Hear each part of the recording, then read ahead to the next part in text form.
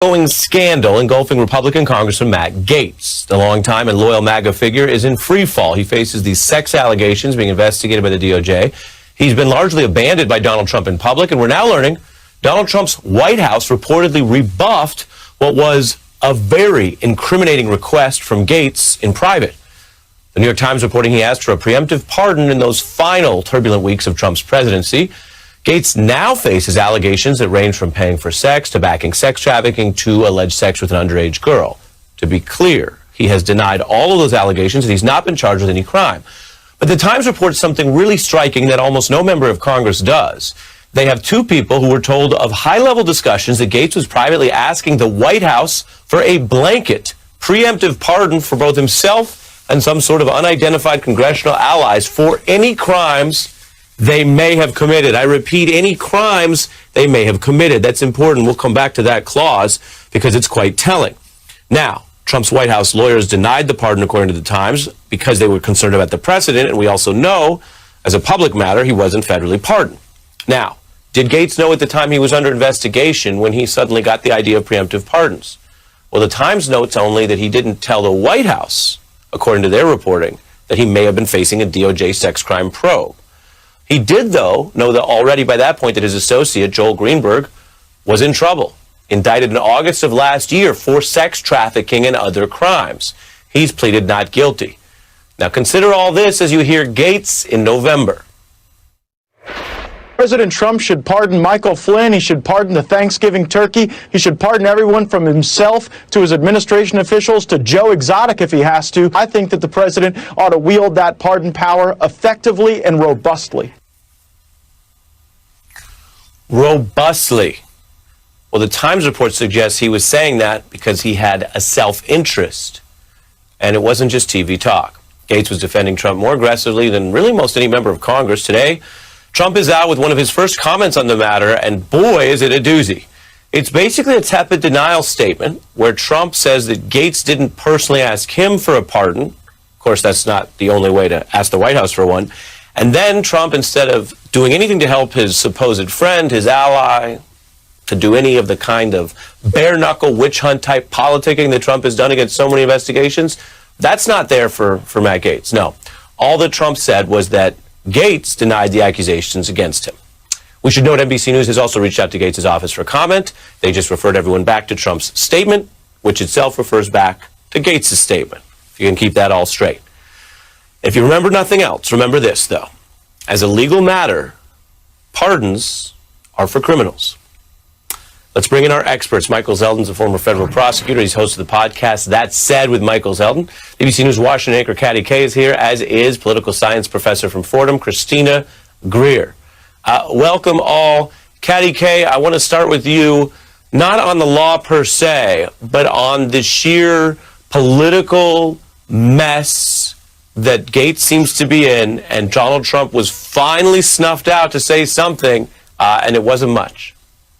Yeah, I mean, if Gaetz was hoping for a full-throated defense from Donald Trump, that has to be one of the shortest, most cursed statements that Donald Trump has put out. I mean, it was positively un-Trumpian, very brief, and he's not getting much support from anywhere else either. I spoke to a Republican Congresswoman, Maliotakis, this evening and asked her what she thought about Gaetz, what her reaction was.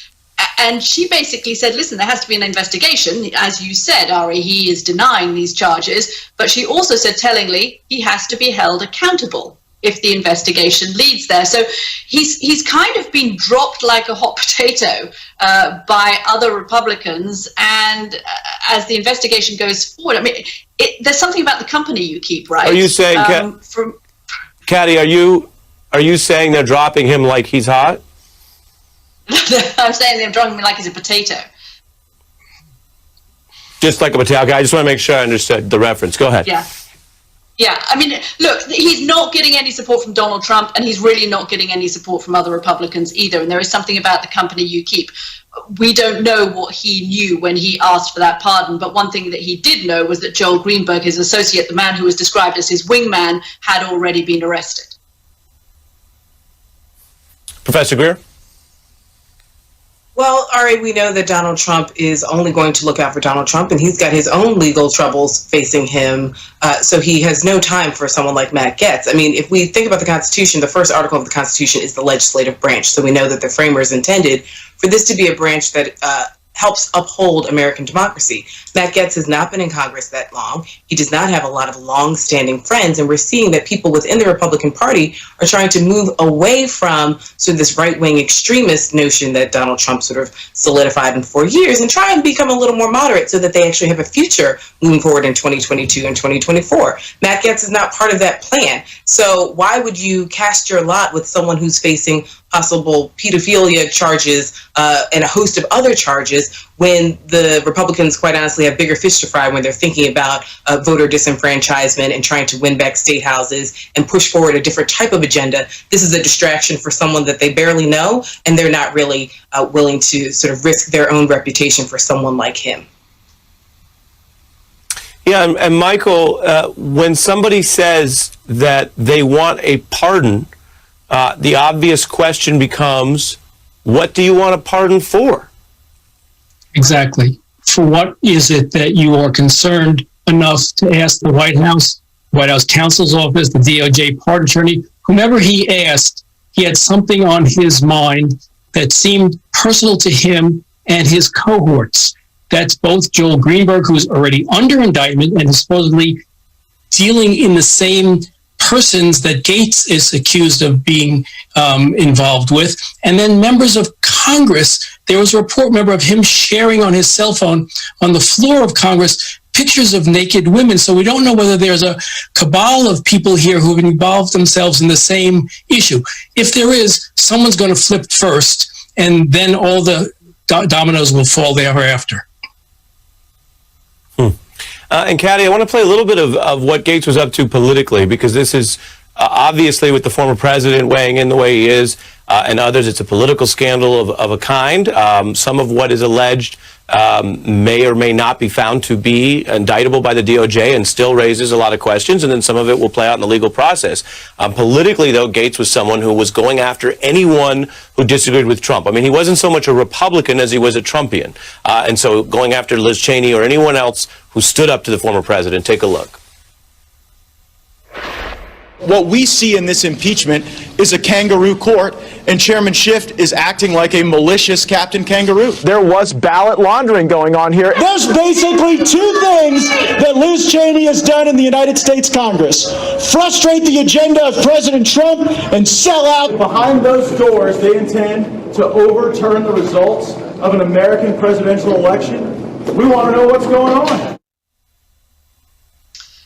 Yeah, Patty? look, if the new front line in the Republican Party that determines whether you are pro-Trump or anti-Trump is the election and whether it was stolen or not, which clearly it wasn't, then Matt Gaetz was like the general, the leading charge in that cause. I mean, you couldn't have got more pro-Trump, particularly on that issue of the election, than Matt Gaetz. But I think even President Trump, now whether the reporting, and there have been reports that Trump's initial instinct was to give a full-throated defense of Matt Gaetz, and he clearly backed away from this with this rather terse, very brief statement. Whether Trump, would have liked to have given a much more of a defense of him and has now been persuaded not to, we don't quite know. But this is serious stuff. I mean, this leads into, we haven't got there yet, but this investigation could lead into the realms of, prostitution. There's sex with minors involved with this, and you can see why Republicans are going to be cautious about how much they want to stand up for somebody who is not particularly liked anyway. Yeah, I mean, the Trump statement boiled down to he said what he said. I mean, in court it would be hearsay because he's just repeating what Gaetz said, which isn't exactly what you want if you have an ally who's going to come and stick up for you. As for Mr. Greenberg, who'll be back in court tomorrow, Michael, I want to just read a little bit from this Justice Department reporting. Seminole County tax collector indicted for stalking. This occurring before, as far as we know, the New York Times indicated that Gaetz asked for a pardon, but only Matt Gaetz, Michael, knows what he did or didn't do and what he was or wasn't exposed to with regard to Mr. Greenberg. Walk us through how this case would proceed, as I mentioned, with Greenberg, Gaetz' associate, in court tomorrow. So Greenberg is charged with an array of cases, charges against him, from false ID to trafficking with minor children to fraud and other wire-related activities. And so this case will proceed as any criminal trial would, with this indictment being brought forth. The question for Greenberg, though, is does he have a deal to make, and will he turn on Gaetz? There is that picture that you showed of Gaetz and Greenberg together, where they're apparently having a good time. And the implication there is that they were fellow travelers in this pedophilia or other trafficking in sex with children scheme. And so Gaetz can stand by himself, or Greenberg can stand by himself, or one of them can turn on the other. Gaetz can't really turn on Greenberg. It's too late for that. Greenberg is under indictment and he'll go to trial.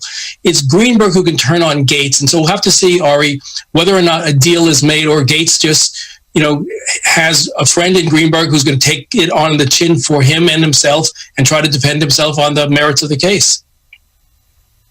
Yeah.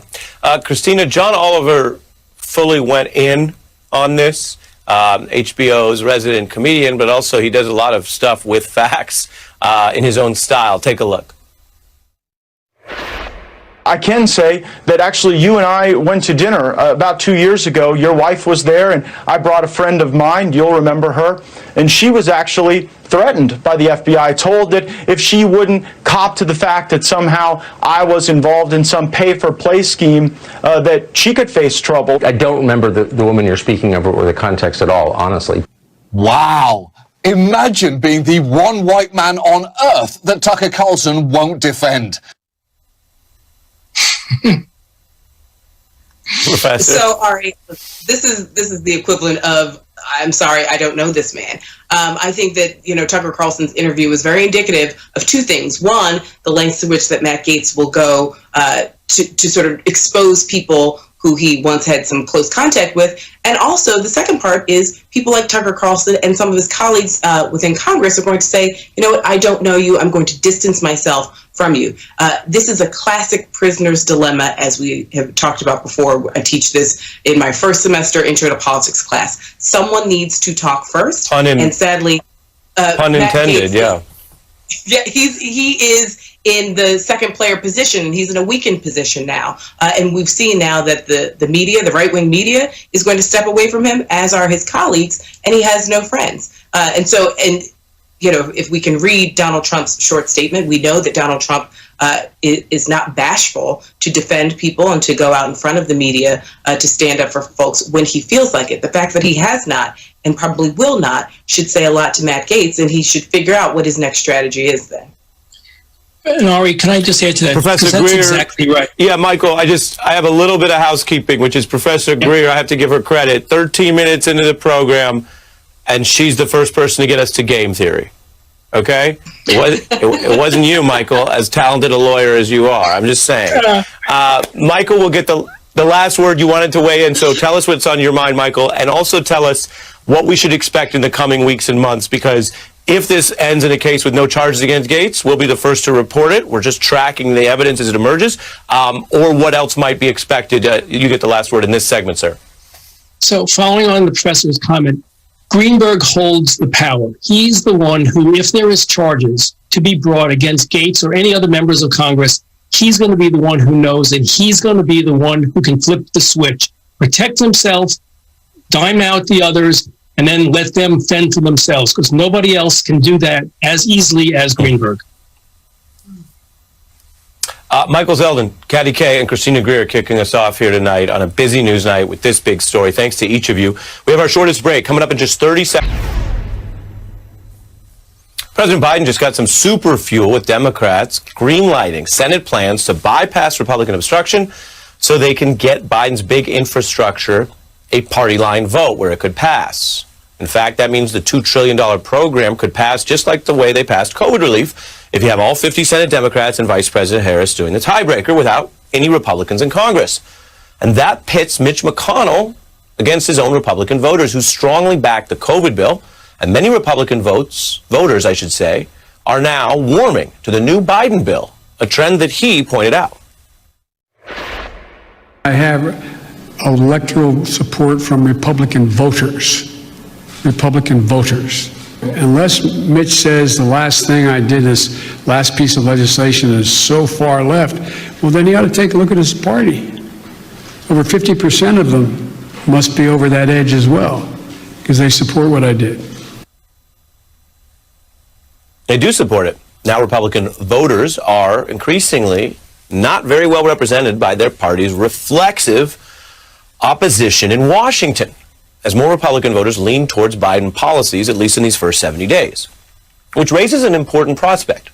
Could Biden be to the Republican Party what Reagan was to the Democratic Party? A leader who found a way to build a following with some of the other party's voters, regardless of the D.C. politicians. That phenomenon was originally dubbed Reagan Democrats by Stanley Greenberg, a pollster for top Democrats and President Clinton. It's a history many remember and one that Biden lived through as a senator. Transformative presidents tend to grow coalitions. Reagan won his presidential elections with over a quarter of registered Democrats backing him, which powered his 49-state landslide in 1984, just as Obama turned red states blue, like Virginia and Indiana. Now, it's early in Biden's tenure. He does not yet have Reagan-level cross-party support. Just under 1 out of 10 Republicans voted for Biden nationally. At the state level, there were signs he won over Trump Republicans in places like Michigan. And the pollster who tracked Reagan Democrats said this went beyond any personal appeal, finding Democrats in that same state, Michigan, who backed Reagan were blue-collar. They were for government spending on health care. But they thought leaders in their own Democratic Party were focused more on equal rights than mortgage payments, and more focused on black voters in Detroit and the protesters on campus than on pocketbook issues. So part of that playbook was the continued realignment of Republican support along racial lines and Nixon's Southern strategy. But in terms of how politics works, many operatives also see a broader dynamic here that could benefit Joe Biden today. And it's pretty straightforward. When the incumbent party leaders lose step with their own voters, they're obviously more vulnerable to challenges. That same pollster now sees the prospect of Biden Republicans who also live in the suburbs, but are highly educated, open to diversity, more concerned with the GOP's recent lurches under Trump and towards a more nativist and less policy-oriented party, one that storms the Capitol. And they're concerned about that, which means in politics, the right leader can invade that partisan Republican turf to pick off voters. So a Reagan or Biden could brashly waltz right into the opposing party's tent, and like the iconic swashbuckling oil tycoon character Daniel Plainview from There Will Be Blood, can walk right up to the other party, pause, straw in hand, and just drink your milkshake. Now, this is the news, so we ask the hard questions around here. Can Biden really drink McConnell's milkshake? Well, he seems increasingly confident about it, openly touting his Republican support the way that Reagan turned his own appeal to Democrats into a kind of a recurring narrative. All those millions of Democrats and independents who I know are looking for a cause around which to rally and which I believe we can give them. There was once of you who are independents and Democrats. Well, let me talk to you also tonight, because the problems facing our country are problems that just don't bear any party label. Biden was there through all of that as a senator, and he clashed with Republicans plenty, but also found time to work with that president. There he was, smiling with President Reagan in the Oval Office and trying to forge common ground on the economy after Reagan's 1983 State of the Union. President, I think, for the first time acknowledged A, the depth of the economic crisis, and B, the need for government to be involved in the solution. And that was back when policy sometimes brought politicians together. Today's Republican politicians, they're not like that at all. I mean, they literally just spent the last 4 years claiming to back spending for infrastructure as Trump held 10 different infrastructure weeks, and now they've flip-flopped to oppose infrastructure spending, all because Biden supports it. If the Republicans argue that we don't need infrastructure, It need not, they've been talking about the need for it for years now. We are jeopardizing the future of this country by continuing to engage in this kind of deficit spending. I can't imagine that's going to be very appealing to many Republicans. I mean, they said it was appealing for 4 years. That's the Republican politicians. But then you have the voters. 1 out of 5 Republican voters are already backing Biden's new infrastructure bill. Most Republican voters backed Biden's COVID recovery bill. And the split between those voters and their partisan representatives in D.C. is clear. Indeed, outside of D.C., there are even local Republican politicians who came out for that bill. According to the polls, there is overwhelming bipartisan support. It's not just Republican governors who are supporting the relief bill and asking for Biden's help. Republican-led cities and towns are seeking aid. So many of our mayors have come out on both sides of the aisle because this is just the right thing to do. 400 mayors have come out and said they support this package. That's why Democratic and Republican governors have come out and said that. True. Now it's early. But if Biden continues like this, he may keep cornering these D.C. Republican politicians by drinking their electoral milkshake. And you know what happened to some of those Reagan Democrats? Well, they kept voting Republican and eventually kind of became Republicans.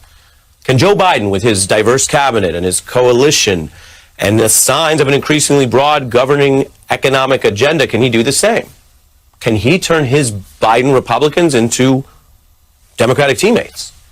Well, it's early, but there's new nonpartisan Gallup polling out today that finds the largest spike in people affiliating as Democrats in a decade. When asked the party that they either back or lean, now fully half of voters are Democratic, a big spike to 49%. Republicans, meanwhile, are down to 40%. Well, even after Reagan left office, his political realignment lived on. Politicos and reporters would track the impact of those Reagan Democrats in elections that went on even after Reagan's final term.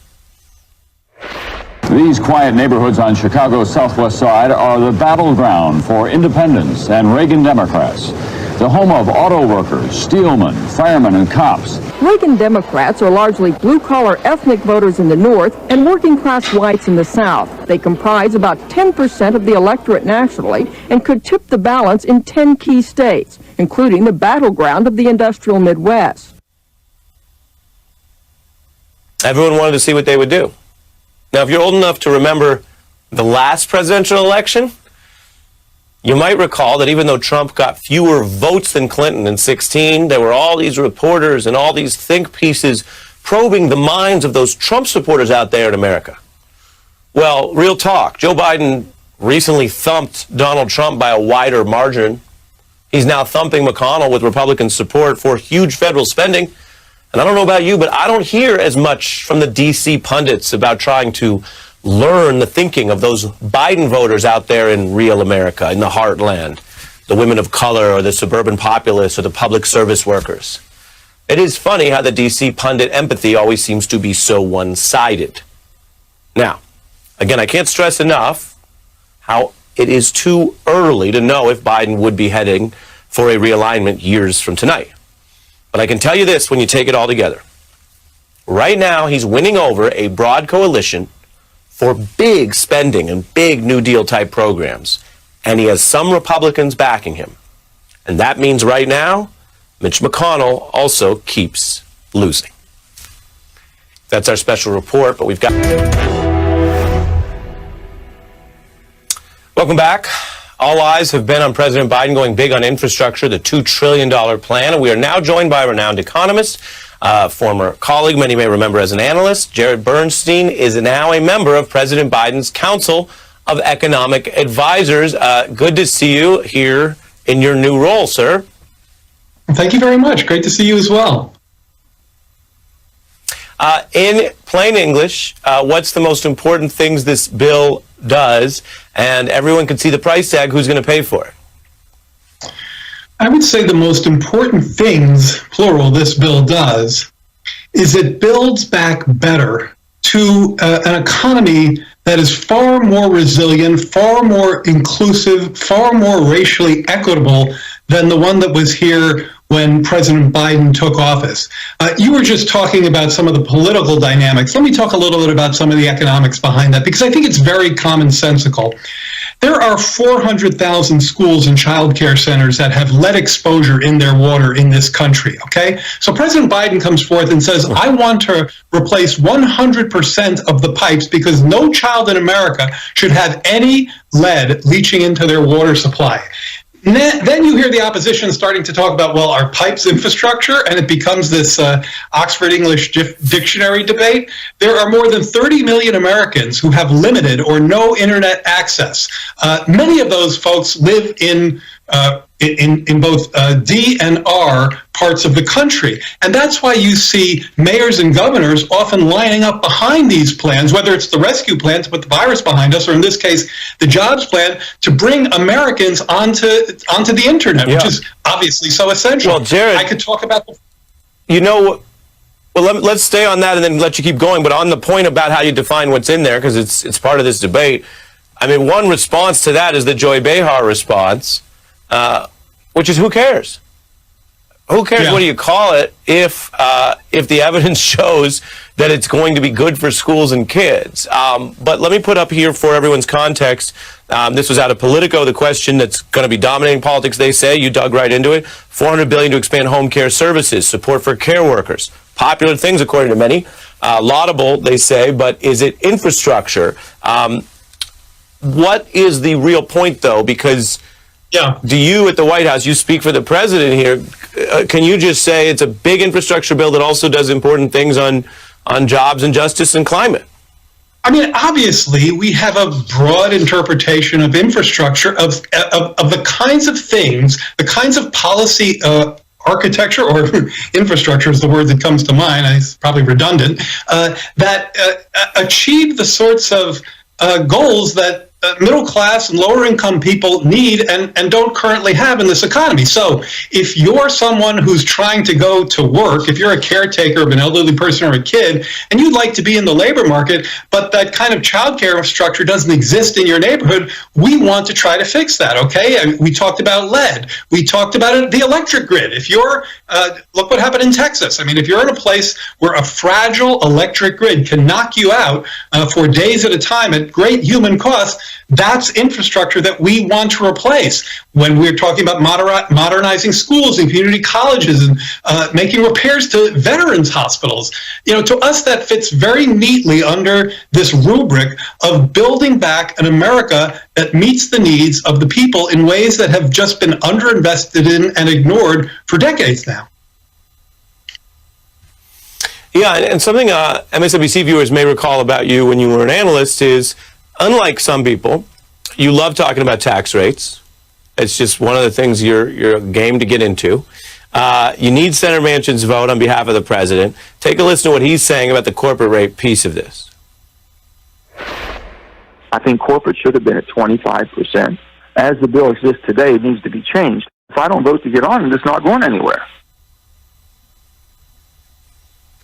Yes, so first of all, let me say that the reason I like to talk about taxes is because I have learned in my many decades in Washington that if you want to sustain a kind of infrastructure program as broad as the one we're talking about, that President Biden correctly views as essential to making this economy as competitive as it needs to be in the global stage, you have to fund that agenda.